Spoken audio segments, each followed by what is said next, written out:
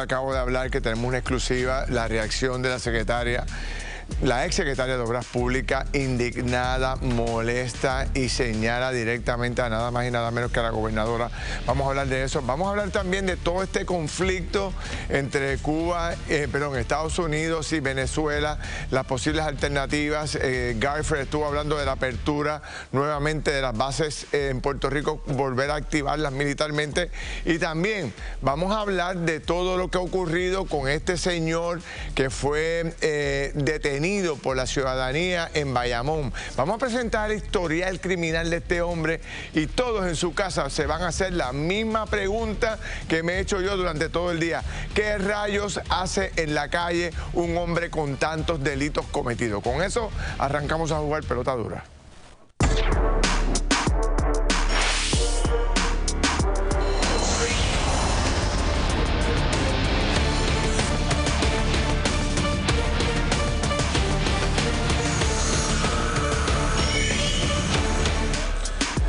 Bueno, mis amigos, bienvenidos oficialmente a Jugando Pelota Dura. Ya está el equipo completo, Laisa Torres, Margarita Ponte. Qué bueno compartir con ustedes. Saludos, Ferdinand, Margarita, amigos, buenas noches. Saludos, muy buenas noches y en efecto, una semana difícil, una semana poco típica.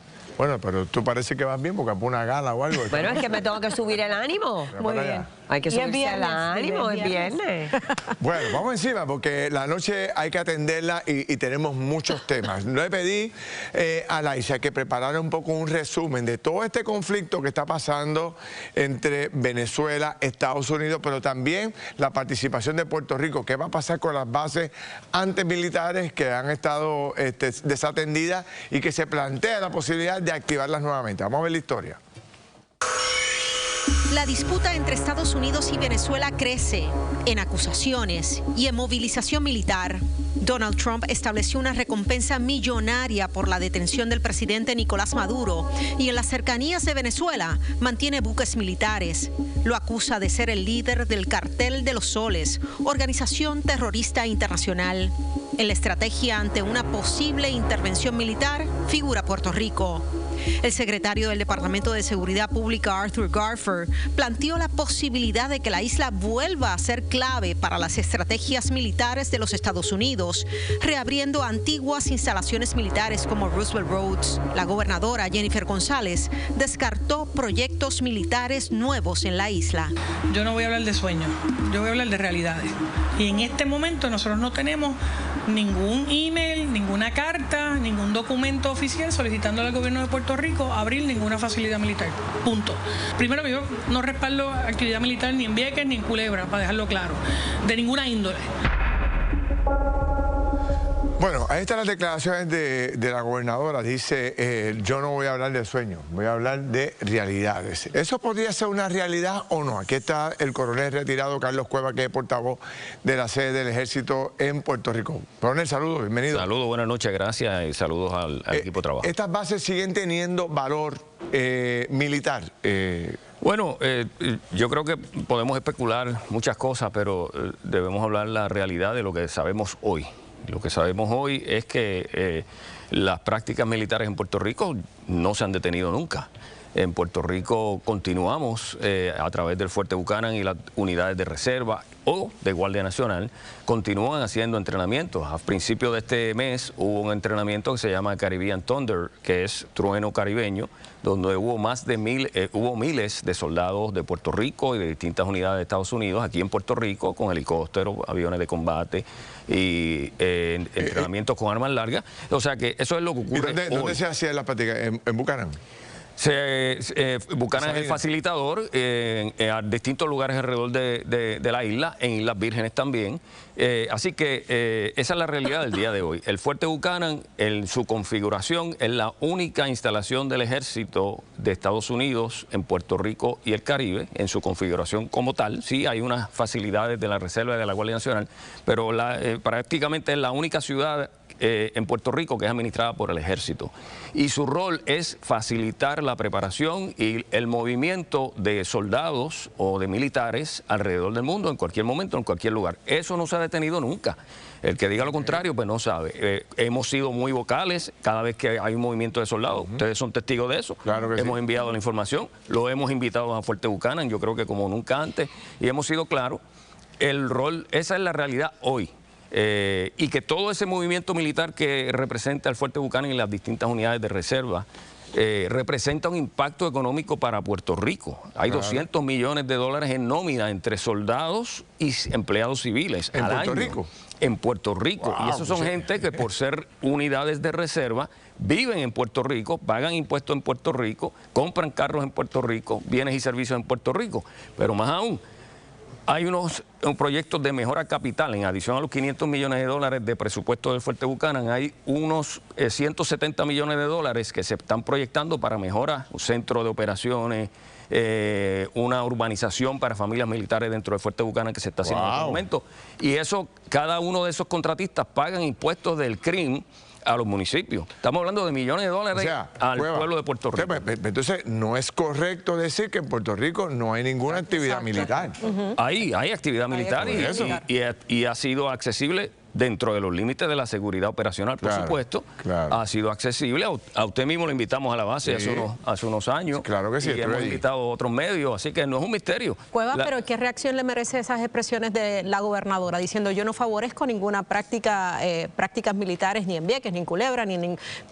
¿Qué aporta eso? ¿O qué reacción le merece? Como representante de la sede del Ejército de Estados Unidos, sería impropio de mi parte hacer un juicio valorativo sobre las expresiones de un oficial electo. Lo que podemos decir es que nosotros estamos listos para continuar nuestra misión en apoyo a las necesidades de la nación y en el proceso continuamos aportando con millones de dólares a la economía de la isla. Quiero hacerte más preguntas y quiero ir al tema de Venezuela y Estados Unidos, pero le he pedido al profesor que le dé un vistazo al mundo a esto. Hay muchas preocupaciones de los puertorriqueños con relación a esto.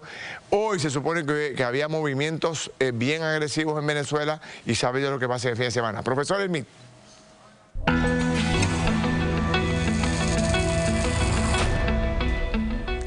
Gracias, Ferdinand. Bueno, Puerto Rico y el Caribe están en el tablero mundial. La presencia de Rusia y de China ha aumentado en la región. Pero comencemos con lo que consiste en la presencia de Rusia. ¿Cuáles son sus aliados? Pues todo el mundo los conoce: Venezuela, Cuba y Nicaragua. Y en ocasiones ha llevado armamento a esos tres países, como son buques de guerra, submarinos y aviones militares. Pero también hay cooperación energética, inclusive se llegó a hablar de llevar reactores nucleares rusos a Nicaragua. También hay entrenamiento y asistencia militar. Pero quien más ha tenido crecimiento en los últimos años no ha sido Rusia, sino China. Veamos la presencia china en la región. Sus inversiones crecieron en 400% en los pasados 10 años, mientras que las inversiones estadounidenses se han mantenido más o menos estancadas. Tiene grandes proyectos en Jamaica, Bahamas, Trinidad y Tobago, República Dominicana, Guyana, Barbados y otros más. Esas obras se han concentrado en grandes proyectos de infraestructura, como son puertos, carreteras, hospitales y telecomunicaciones. Pero también hay entrenamiento militar en China y hoy día hay más oficiales caribeños entrenándose en China que en Estados Unidos, y esas son las personas que después van a dirigir sus fuerzas armadas. Pero por supuesto que eso puede tener efectos en Puerto Rico. Primero, eleva el valor estratégico de la isla. También se habla de una posible reapertura de Roosevelt Roads. Eso no sería inmediatamente, no es seguro, pero está entre las posibilidades. Y por supuesto aumentaría la tensión con países vecinos que tienen muchos intereses con Rusia y con China. Y por eso es que en Vistazo al Mundo hablamos de temas que parecen ajenos, pero tienen mucho que ver con nosotros en Puerto Rico. Y ahora seguimos con Ferdinand. Vamos a coger el pie forzado del profesor Cueva. El profesor dice que todo este conflicto podría darle un valor estratégico a Puerto Rico, adicional a lo que ya pueda tener. ¿Ha habido comunicación del Ejército de Estados Unidos con ustedes para apoyar todo este movimiento que se está haciendo en las costas de Venezuela? Bueno, asunto... ¿Y hay puertorriqueños participando? Pregunto. Bueno, la primera pregunta, en términos de cualquier comunicación, cualquier asunto que tenga que ver con las operaciones actuales que se han reportado, que son parte del récord público que se están dando en el Mar Caribe, no puedo hablar sobre ese particular porque estaría violentando la seguridad operacional. Yo entiendo que eso es un tema que se está manejando directamente desde el Departamento de Defensa. Sería impropio de mi parte a este nivel hablar sobre ese detalle. En relación a que si hay puertorriqueños o no, en mi experiencia, en 23 años de servicio activo que estuve en distintos lugares alrededor del mundo, siempre en donde quiera que yo iba, sin fallar en ninguna ocasión, siempre había algún puertorriqueño. Así que es razonable pensar que pudiera haber puertorriqueños en cualquier operación que esté ocurriendo ahora en cualquier parte del mundo. Sí, me gustaría, si pudiera ser, y sé que usted es sumamente claro, pero para que todos tengamos la idea verdadera, usted es la línea más directa que hay con el ejército de los Estados Unidos en este momento, bueno, más que la gobernadora, más que el secretario de Seguridad Pública. Bueno, yo lo que puedo decir es que yo represento la sede del Ejército de Estados Unidos en Puerto Rico. Por regulación, el comandante del Fuerte Buchanan, que es a quien yo respondo, es el representante de la Mayor General Wallace, que es la que domina todos los asuntos del Ejército a nivel federal en la región del Caribe y Puerto Rico. En ese sentido, pues sí, ahora hay unas unidades. Tenemos unidades de la Guardia Nacional, tenemos unidades de la Reserva, tenemos unidades de los Marines, tenemos unidades de la Fuerza Naval que tienen sus propias cadenas de mando. Usted acaba de decir hace unos minutos que aquí en Puerto Rico se han estado haciendo ejercicios militares constantemente, sí, que eso no es noticia, ¿verdad? Eso es así. Le pregunto a usted, la base Roosevelt Roads, en este momento cerrada, ¿ha disminuido entonces esas prácticas, esos ejercicios? Sé que es sensitiva la pregunta del tema. No, las prácticas de las que yo estoy hablando no tienen que ver directamente con Roosevelt Roads, aunque hay que indicar que dentro de lo que era la base Roosevelt Roads hay presencia de unidades de la Reserva del Ejército.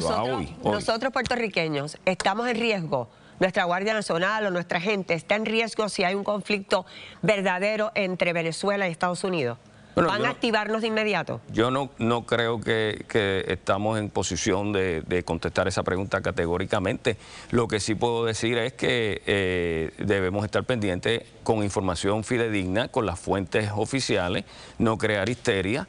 Si alguna persona que nos está escuchando, como he dicho anteriormente, tenemos sobre 15.000 familias militares en Puerto Rico y el Fuerte Buchanan es la sede de ese ejército aquí en la isla y en el Caribe. Si usted tiene alguna preocupación, visite nuestra página de Facebook, US Army Garrison Fort Buchanan, y allí nos envía mensajes, nos pide servicios de consejería si están afiliados al Departamento de Defensa, y para eso es que existe el Departamento de Servicios Comunitarios del Ejército, que lo tiene el Fuerte Buchanan. Así que no queremos crear histeria a la gente de más, queremos llevar información correcta y al final del día lo concreto, que fue con lo que empecé, no especulando, sino lo que es cierto hoy es que en el Fuerte Buchanan continuamos con nuestra misión regular, enfocados en entrenar a nuestros hombres y mujeres primordialmente de la Reserva, de servicio activo, los distintos componentes, para que estén listos a movilizarse a cualquier momento, en cualquier lugar, y eso es cualquier momento, cualquier lugar. Muy bien.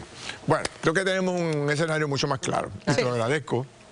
Creo que ha hecho unas declaraciones interesantes sobre la participación o la actividad militar que sigue habiendo en Puerto Rico, que muchos pensaban que no había, incluyendo la gobernadora. Ya te llamaré en la semana, vamos a ver qué ocurre durante el fin de semana con Venezuela. Trump le dio un plazo de 4 días, los 4 días se han ido agotando. ¿Qué ocurrirá el fin de semana? Creo que es un fin de semana importante para Venezuela y los Estados Unidos. Bueno, cuando regresemos, Tomás Rivera Chat ha presentado, ante toda la ola criminal y de violencia que hay entre menores, un proyecto bien, pero bien agresivo, que mete para adentro, incluyendo a muchísimos menores de 14 años para arriba. Adelante, Kimberly, porque Colbert viene con eso. Estamos la Jorge Colbert hoy y usted tiene que quedarse en sintonía porque hay nuevas disposiciones para que los menores respondan como adultos. ¿Cuáles son? Por supuesto, el hombre de los datos, Jorge Colbert, le cuenta lo que a usted no le dicen. Además, revelamos sorprendente expediente criminal del agresor en Bayamón. ¿Qué le espera? Usted se entera solo aquí en Jugando Pelota Dura. Rico. Bueno, mis amigos, regresamos. Lo que nadie te dice sobre el proyecto de Tomás Rivera Chat que viene virado, te lo dice Colbert. Adelante.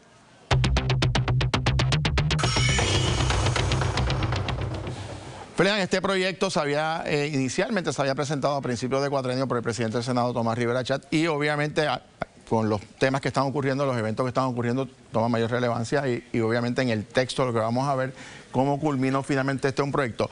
Se aprobó en el Senado, va camino a la Cámara, es decir, todavía queda que la Cámara dé su visto bueno y se envíe a la señora gobernadora para darle la firma, así que todavía no es ley, pero está aprobado en el Senado. ¿De qué se trata el proyecto? Básicamente lo que hace el proyecto del Senado 38, armoniza la ley de menores con el Código Penal que se había aprobado hace unos años atrás y tenían textos que creaban lagunas o chocaban. Básicamente lo que hace es que pone unos textos similares y modifica la definición de la falta de menores clase 3 para incluir una serie de delitos graves, ¿verdad? Asesinato, homicidio, escalamiento agravado, agresión grave, agresión sexual, violación, robo, incendio agravado, restricción de la libertad, secuestro, mutilación, incesto, sodomía, robo de menores, apropiación ilegal en la modalidad de hurto de vehículos.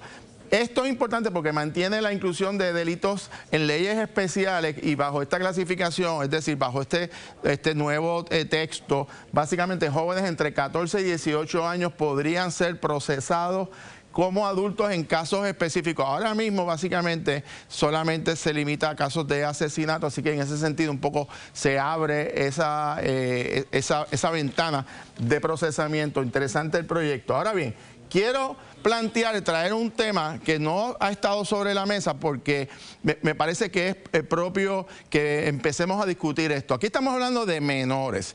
Y por su propia definición, si son menores, quiere decir que se supone que un adulto esté a cargo de ese menor.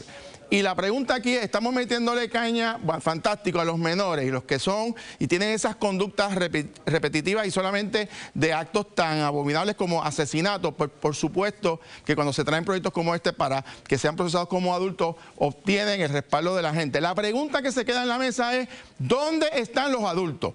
¿Qué responsabilidad tienen los padres o los tutores de estos menores que son delincuentes desde pequeños? Porque si estos jóvenes están bajo la custodia de un adulto, ese adulto no se puede desentender y decir, eso es un problema ahora del gobierno y del Estado porque yo no lo puedo controlar. Porque usted es responsable de los menores.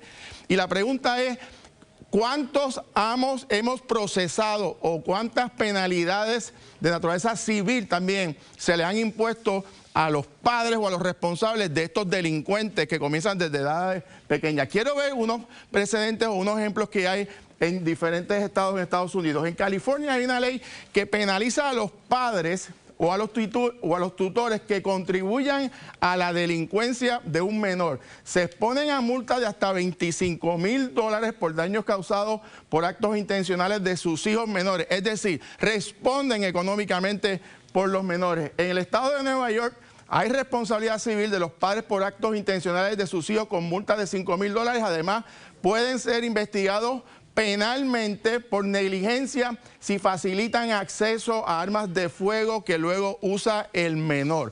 En Puerto Rico, dentro de nuestro Estado de Derecho, también, por ejemplo, en el Código Civil, el artículo 1540, responden los padres o los tutores por daños que puedan causar por culpa o negligencia de sus dependientes.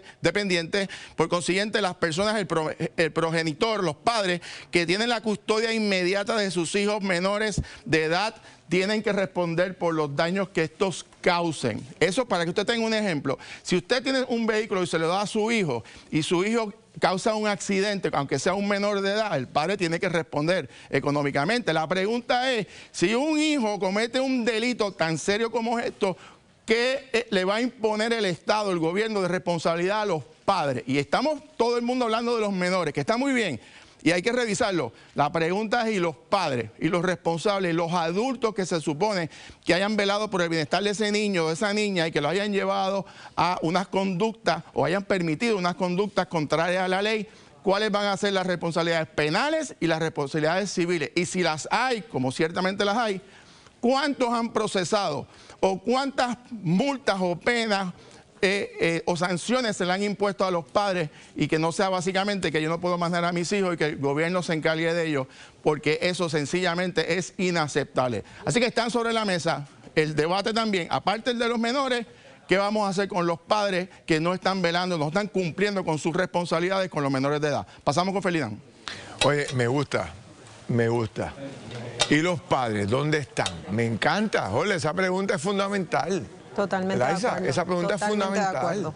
La responsabilidad de los padres en la crianza, en la presencia, estar ahí. ¿Dónde está? Vamos a ponerlos a gozar también para que tú veas cómo el vacilón en este país se acaba. Voy a una pausa. Cuando regrese tenemos un panel legal.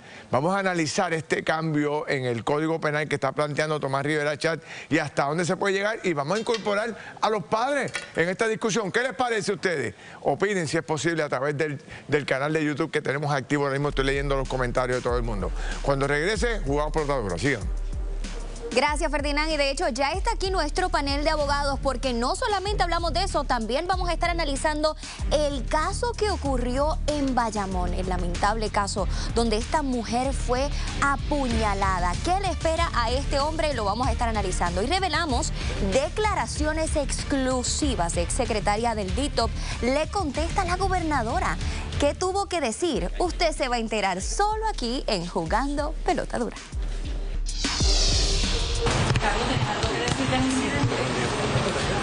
¿Qué fue lo que pasó? ¿Qué pasó con su pareja? ¿Cuál es la versión de los hechos según usted?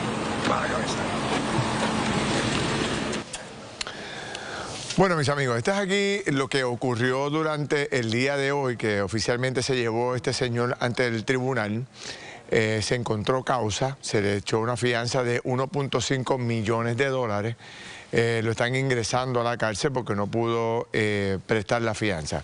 Vamos a hablar un poquito de este señor, de que cuando buscamos en el expediente del mismo, encontramos que el 13 de mayo del 2006 fue acusado de violencia doméstica formalmente. El 7 de mayo del 2007, el año siguiente, pero sigue siendo mayo, abuso conyugal agravado y abuso contra menores. Y entonces, en el 30 de mayo, nuevamente, fíjense que es las tres fechas que ha sido acusado, ha sido en mayo. El 30 de mayo del 2014 fue acusado nuevamente de abuso conyugal. Hasta este evento de ayer, donde fue encontrado ahora en el tribunal, ¿verdad? Causa para arresto contra las puñaladas que le dio a su compañera en el centro comercial. Pregunta que hago. Déjeme presentar el panel. Aquí está el licenciado Ramón Rivera Grau. Licenciado, bienvenido. Gracias por estar con nosotros. Don Pedro Berrío, el ex fiscal. Saludos, Pedro. Y también con nosotros el licenciado Edwin Barreto. Buenas noches. Gracias a los tres. Bueno, pregunto, ¿qué es abuso conyugal agravado? ¿Qué significa eso? ¿Qué es eso, fiscal? Eso es una agresión normal, ¿verdad? De ley 54, pero que ocurre con algún agravante, hay varios. El más común es que había presencia de un menor o que le ocasionó unos daños más allá, ¿verdad? Más severos a la víctima de lo usual. ¿Esto tiene una sentencia agresiva o son meses de cárcel? Porque lo que me extraña es que aquí es encontrado culpable por violencia doméstica.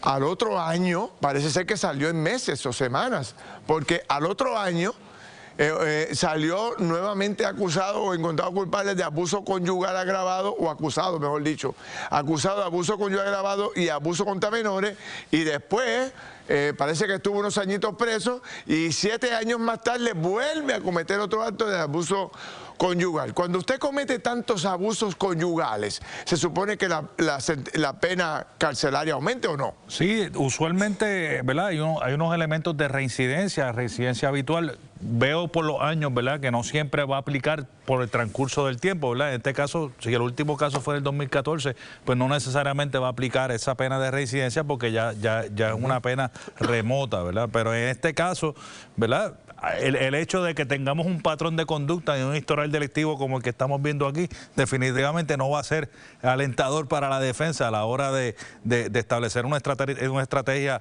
¿verdad?, de defensa. ¿Qué le debe esperar a este señor ahora, después de este expediente que está aquí, y ahora ir a hacer lo que hizo en el centro comercial? ¿Qué debe esperar, fiscal? Ese expediente es basado en las fichas. Lo determinante es las sentencias, porque desconocemos cuál fue el resultado de esas 3 intervenciones de la policía. No sabemos si se cayeron, no sabemos si fue un desvío. Así que si existieran sentencias que no hayan transcurrido 10 años desde que la extinguió, entonces se puede traer la reincidencia. Pero la reincidencia, el efecto que tiene es como un agravante, y en un caso de agresión con alguna reincidencia podría traer entre 5,5 años y entre 3 y 5 años y medio de cárcel, a menos que haya unos agravantes más allá, ¿verdad? Pero lo usual es eso. La pregunta que nos hacemos y que posiblemente se hace el público es que este individuo, si hayan pasado 10 años, 15 años, ¿qué hacía en la calle? Porque vuelve a reincidir, está atacando, por poco le quita la vida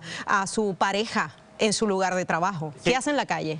Bueno, como indica el compañero y amigo Berrío, estos son fichajes, no se sabe la disposición de los casos, porque puede ser que haya sido fichado 3 veces, pero no haya tenido ninguna convicción. Por lo tanto, eso de reincidir es cuando ya una vez ha recaído algún tipo de convicción. Si estos 3 casos, de estos 3 fichajes, se cayeron, pues no tiene ningún tipo de reincidencia. ¿Qué significa? Que de lo que va a estar siendo acusado ahora, si no se alegó ninguna reincidencia, no hubo ninguna convicción. Y el que te hayan fichado o acusado no significa que en el proceso que esté convicto. Que esté convicto, claro, ni que se vaya a utilizar esos fichajes y esos casos previos en tu contra. Oiga, el escenario a mí me parece, Ferdinand y compañera, me parece que en Puerto Rico están cambiando las cosas.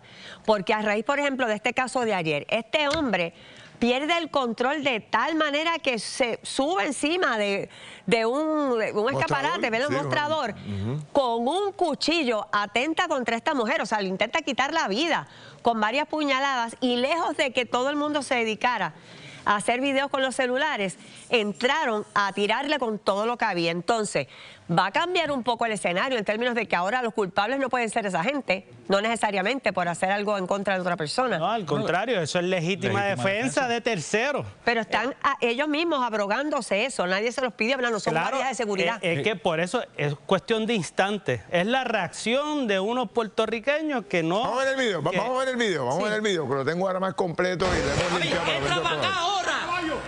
¿Pero por qué? ¡Entra para acá ahora! Dale para abajo. Brinca. Uno nuevo que no se haya visto ahí. Mira para allá. Sí. Párate ahí.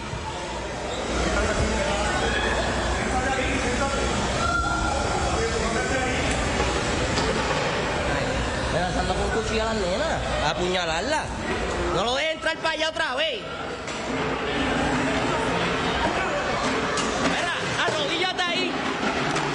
Arrodíllate.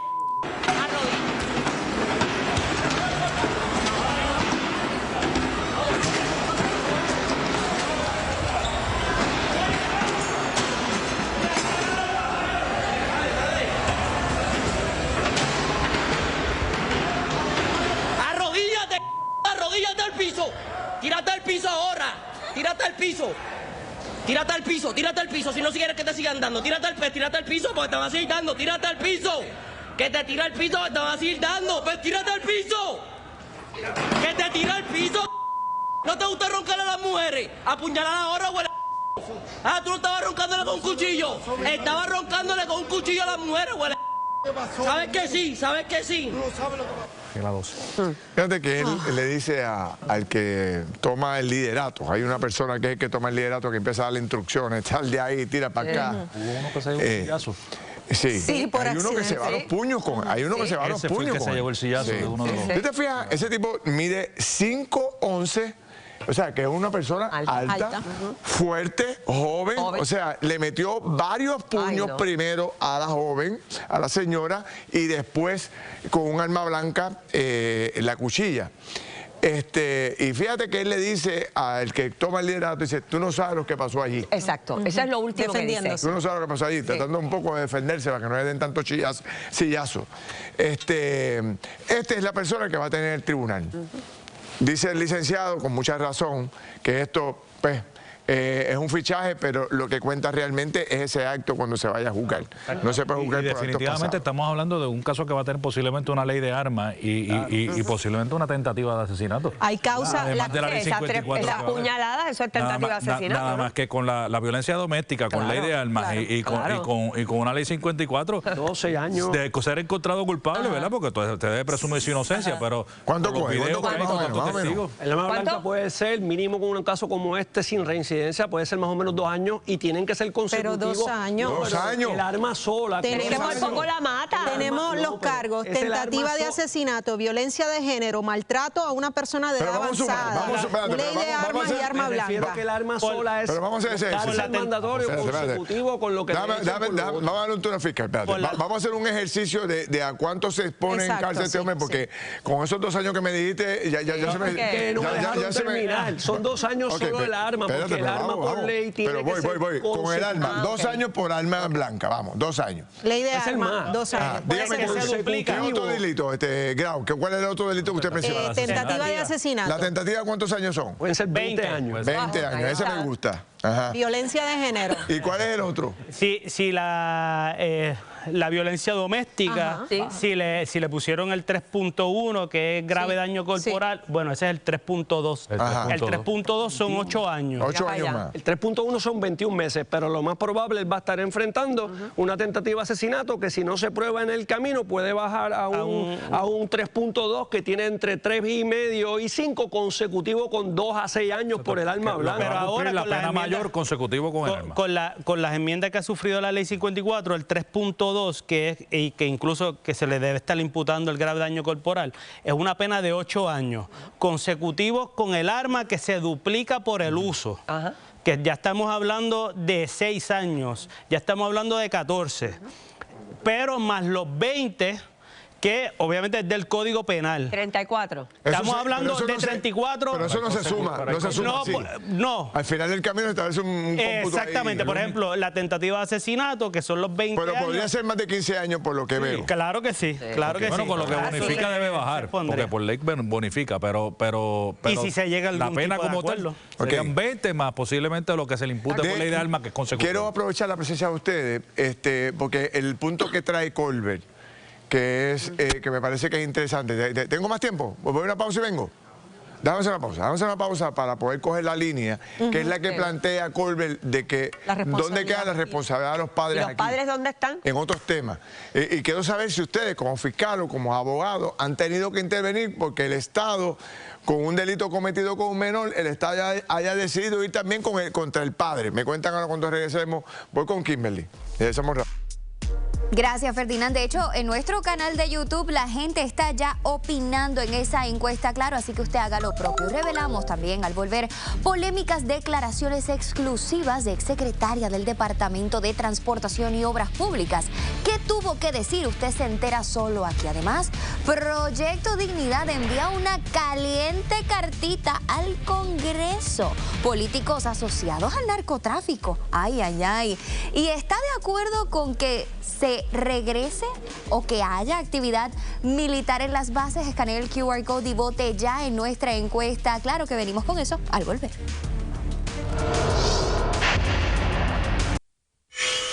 La creciente ola criminal que arropa la isla, en la que los principales sospechosos han resultado ser menores de edad, ha destapado un interrogante. ¿Los menores acusados de delitos graves deberían ser juzgados como adultos?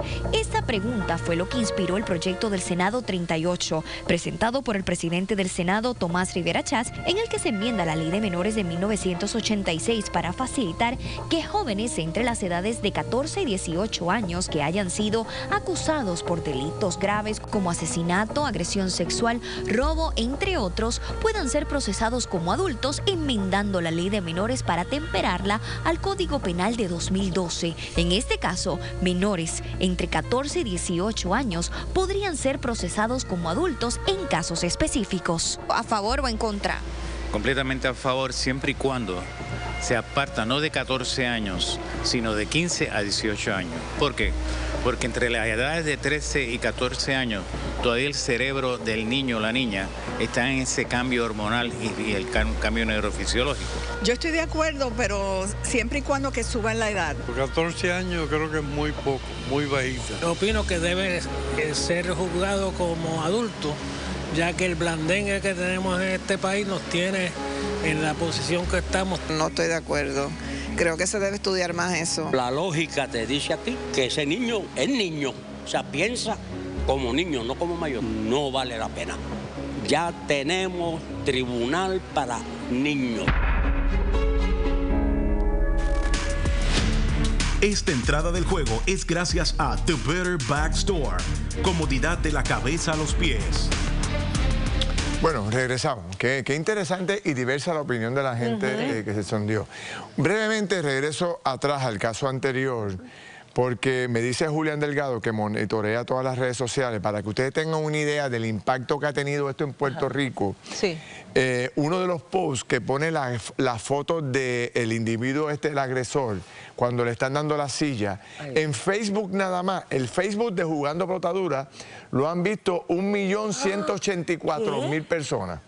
Esa foto nada más en el Facebook. Imagínate el interés y la indignación que hay del país con este tema del que estamos hablando. Pero vamos al otro.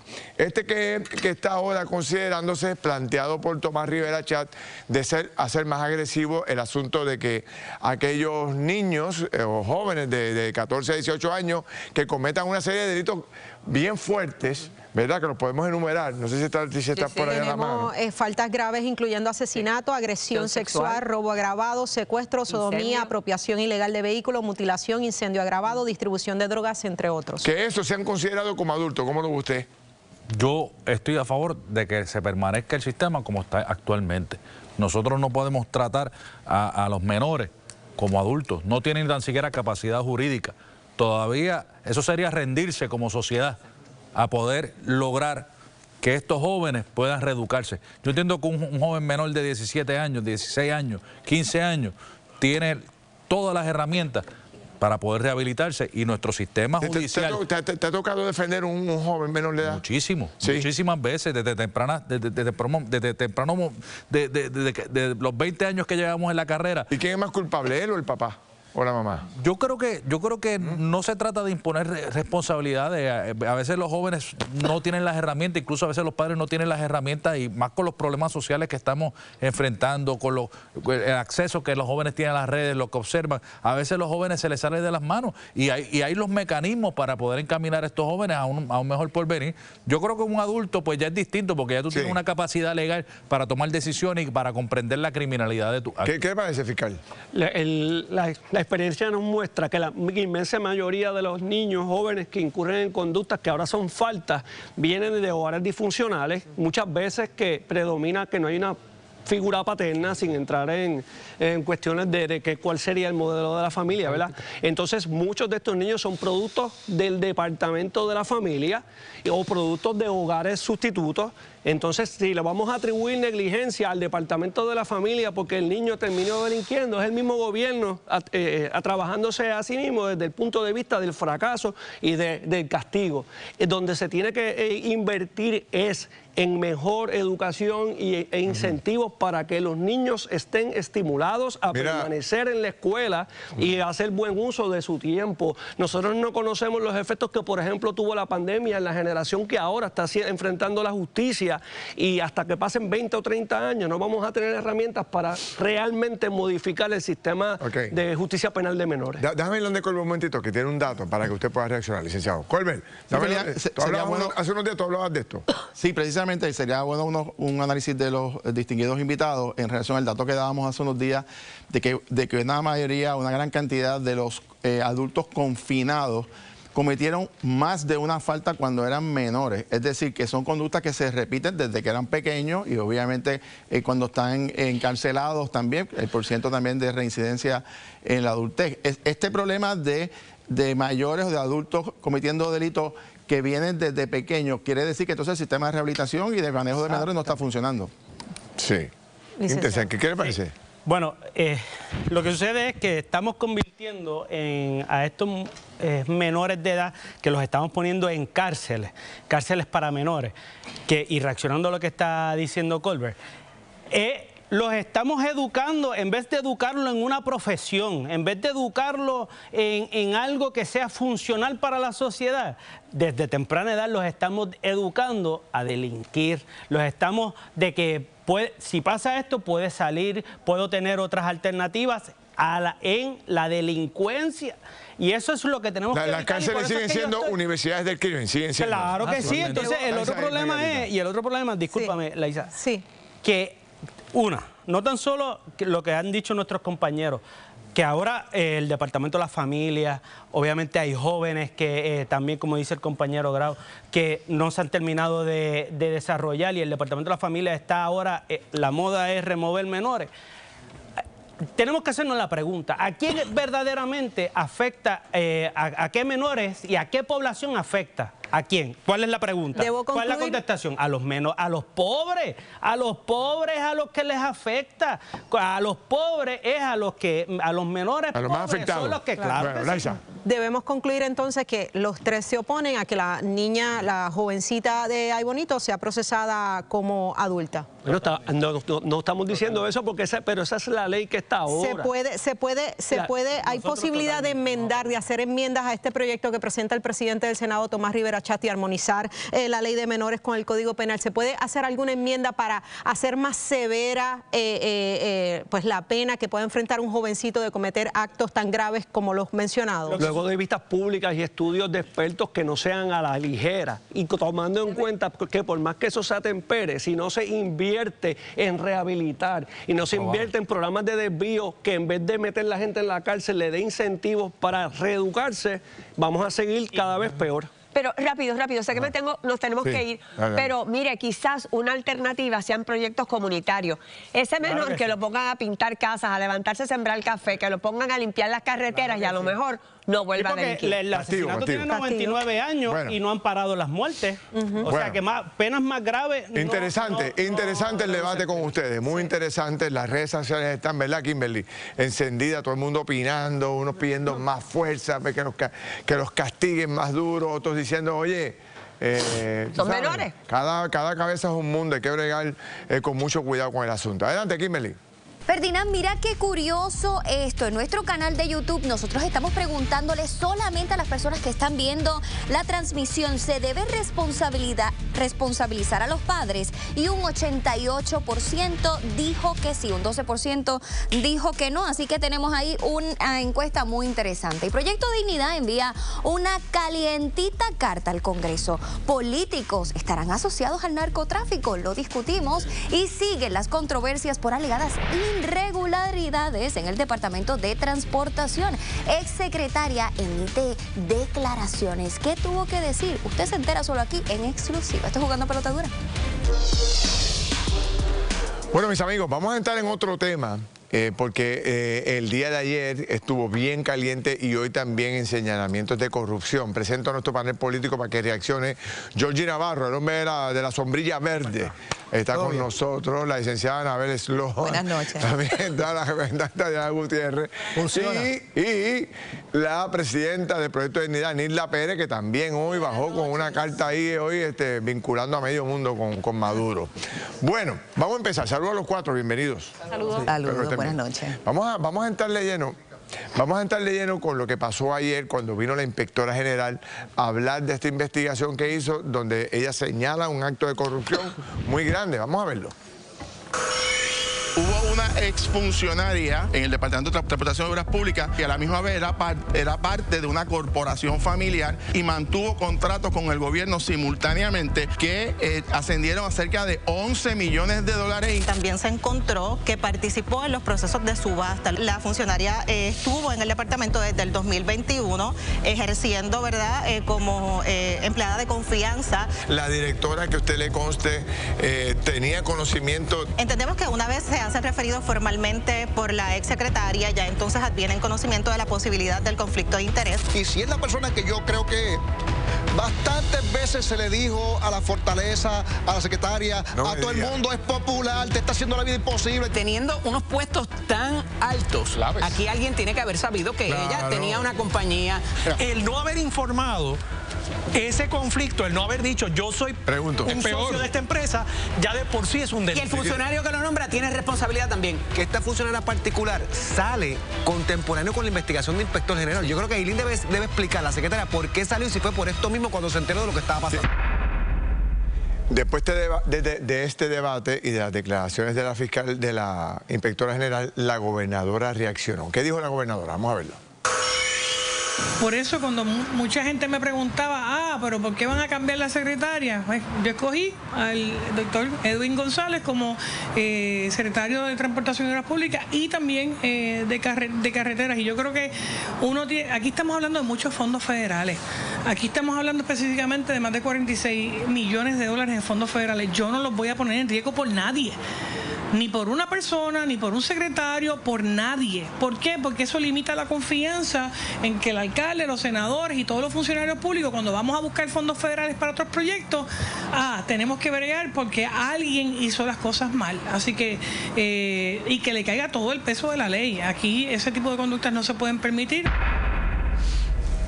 Bueno, esa fue una declaración de la gobernadora que bajó duro. La mató. Bien duro. Pero si duro bajó la gobernadora, nosotros tenemos en exclusiva las declaraciones que hace la exsecretaria de Obras Públicas, que es con la persona que Jennifer González hace referencia. Ella dice, por eso la gente me decía que por qué yo saqué a la secretaria, por eso la saqué, dijo, ¿oíste? Entonces, la secretaria reaccionó con nosotros. ¿Qué dijo? Vamos a verlo.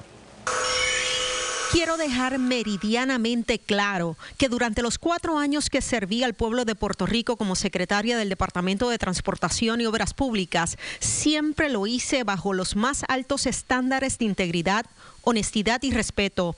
Cada persona que pasó por mi oficina puede dar fe de ello. La gobernadora de Puerto Rico ha intentado maliciosamente mancillar mi reputación a través de expresiones falsas y engañosas, intentando vincular mi salida de la agencia a los alegados hechos de una investigación en curso. Que quede claro, su opinión de mi persona no tuvo absolutamente nada que ver con mi transición del DTOP a la empresa privada. De hecho, está en récord que mi renuncia efectiva el 31 de diciembre había sido anunciada al gobernador de Puerto Rico, Pedro Pierluisi, con 6 meses de antelación a esa fecha. Amé el servicio público, pero el rumbo que ha tomado el gobierno no refleja mis principios ni mi forma de vivir. En cuanto al caso que se ha estado ventilando por los pasados días acerca de un alegado esquema de corrupción por parte de una exfuncionaria de la agencia, el mismo deberá correr su curso, verse, atenderse y juzgarse en los foros pertinentes. Gobernadora, si usted o alguien cercano a usted tiene pruebas de lo que dice, las recibo con los brazos abiertos. Bajó duro, súper duro. Eileen Vega.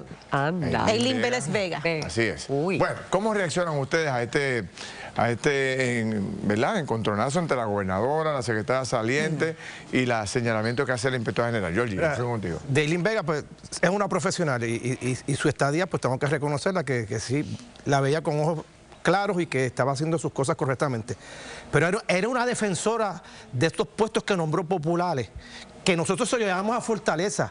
Está acribillando a la gente nuestra, está haciendo esto. Defendía a su personal y una de ellas es la Cristina, que es la que está ahí, que hay que preguntar quién le pidió a ella que la metiera en la junta de subasta, cuando una chief of staff, yo entiendo que no debe estar en una junta de subasta porque es la que tiene el control de todo y debe ser otra persona, un ente adicional, pero de que la defendía a capa y espada, la secretaria lo hacía. Si sabía o no sabía, eso no lo sabemos. Eso es una realidad y eso es parte de la investigación. Anabel. Bueno, pues por supuesto, todos sabemos que la corrupción es un germen que ha afectado y le ha hecho mucho daño a Puerto Rico y que tenemos que combatirlo con todas las fuerzas. Habiendo dicho eso, Ahí están los datos, los dio la secretaria, y es lamentable que el gobierno, esta administración, continúa siendo y destacándose por las controversias y los conflictos. Era innecesario que la gobernadora atacara de esa forma a la secretaria y sobre todo con hechos que podían demostrarse que no son ciertos.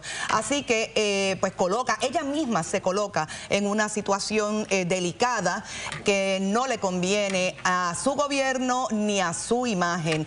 ¿Por qué siguen sin atenderse los verdaderos problemas de todos los puertorriqueños? ¿Era popular o no la empleada esa? Lo dijo José pues mira, yo no lo sé, yo no lo sé. Ahora no lo sabe la que sabe todo. Pero la corrupción hay que combatirla, no importa si eres popular, independentista, PNP, Margarita, o sea, la corrupción hay que combatirla. Adriana, no debería, ¿verdad? No debería haber ninguna lucha porque tú eres PNP, yo soy popular, o yo soy independentista o lo que sea, o soy del otro planeta. Pero lo que quisiera preguntar, 11 millones de dólares en esa subasta, me parece que eso es lo importante, ¿verdad?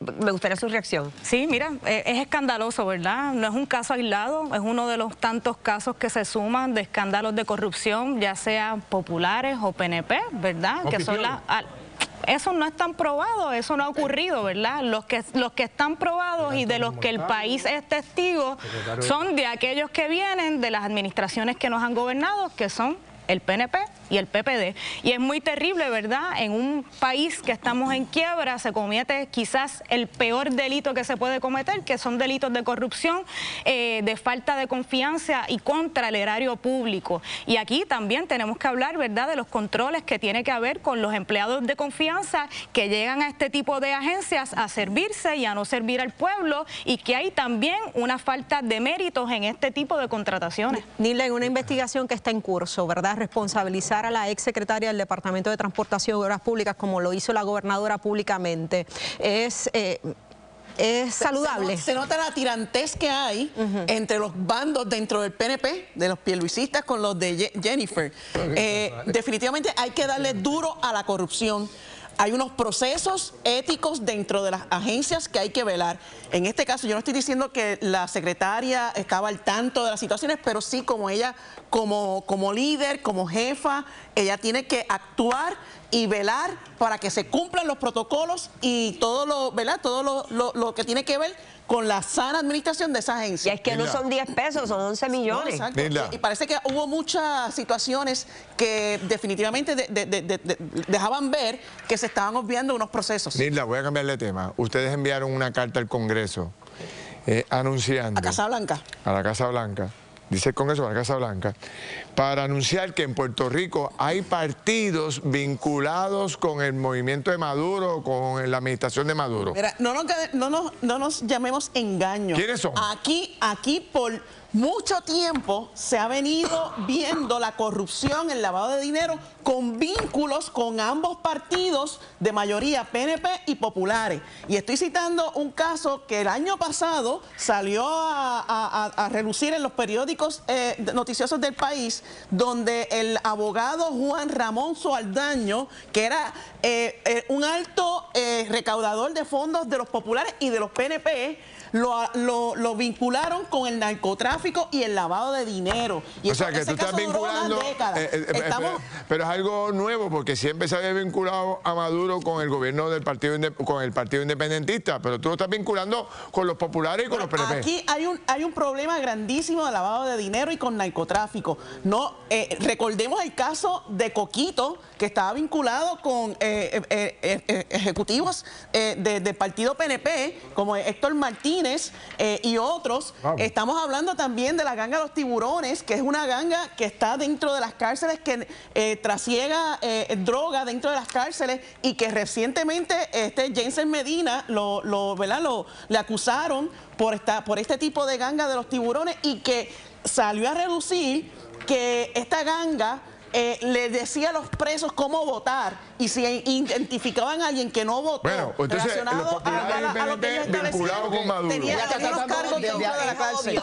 A mí me parece obvio que el Proyecto de Dignidad en esta situación ha tratado, lo que ha hecho es una estrategia de medios que entienden, lo hace relevante para que estemos hablando de esto en Puerto Rico. ¿Concurro contigo?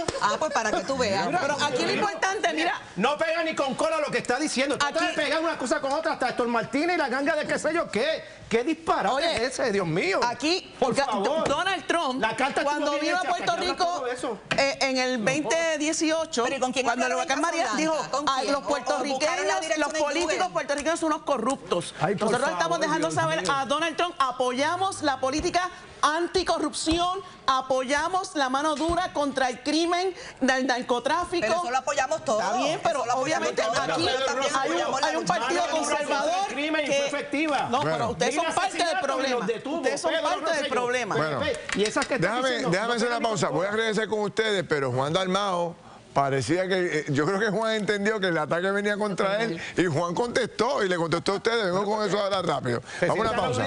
Adelante, Kimberly. Ay, ay, ay. Y usted votó la encuesta, claro, ¿está de acuerdo con que regrese la actividad militar en las bases? Un 78% dijo que sí. Gracias a todos por participar. Estamos de regreso y hoy continuamos con el MVP de Seguros Múltiples. Las opciones de esta semana son Miguel Ángel Pantojas al conquistar el oro en los 800 metros masculino en los segundos Juegos Panamericanos Junior Asunción 2025, clasificando para los Juegos Panamericanos Lima 2027. O Arianistela López Narváez, quien será parte de una de las campañas publicitarias más icónicas de Times Square en Nueva York como parte de una iniciativa de la National Down Syndrome Society. Escanee el QR Code que aparece en pantalla y vote por quien usted cree debe ser reconocido como el MVP de Seguros Múltiples. Adelante, Ferdinand. Gracias, Kimberly. Bueno, estamos aquí con el panel político, estábamos debatiendo aquí ¿verdad? Los efectos de esta carta que planteó Proyecto de Dignidad sobre el vínculo con el gobierno de Maduro. Juan Dalmao, yo creo que posterior a esa carta contesta y dice, plantea algo similar, pero desde otro ángulo. Dice, el PNP, escucha esto, Georgie, recibió dinero del chavismo venezolano. Por eso está calladito sobre las declaraciones de culpabilidad de Wanda Vázquez. El vínculo de Herrera Bellutini y el gobierno venezolano de Chávez se explica en el informe de la Organización de Estados Americanos. Y aquí está bueno, ahí lo tenemos en pantalla. O sea que está Nilda con Proyecto de Dignidad acusando a los populares, a los PNP, de estar vinculados con Maduro, y ahora viene Juan Dalmao y vincula. Yo le digo primero a Nilda, que hizo unas imputaciones serias. Me llamó el secretario Jorge Santini del partido para que diga nombre de lo que está imputando, de que el PNP y el Partido Popular están involucrados con el narcotráfico. Así que te emplazo a que den nombre y evidencia de lo que tú estás diciendo. Oye, me interrumpe el reloj, como me duele.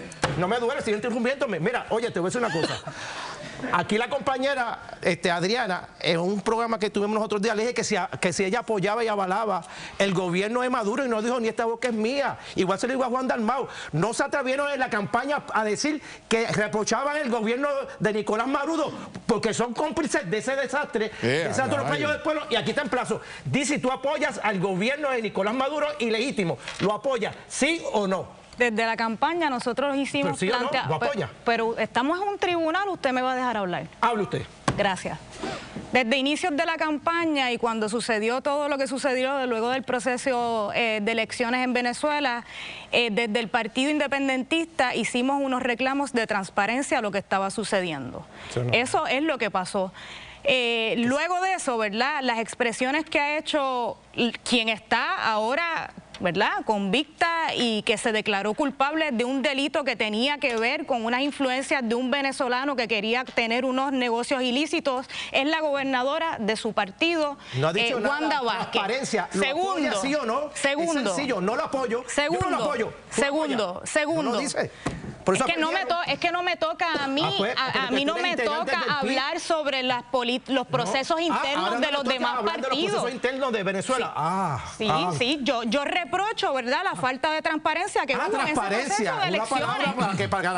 Y que no es solamente en Venezuela, que ocurre en muchos países del mundo. En otro tema, yo creo que importante y que estamos pasando por alto es el asunto de las expresiones del director del Departamento de Seguridad Pública haciendo un reclamo que también van atadas de la mano de los reclamos que surgen del Proyecto Dignidad para que en Puerto Rico regresen las bases militares. Y eso me parece un absurdo y un retroceso en el tiempo.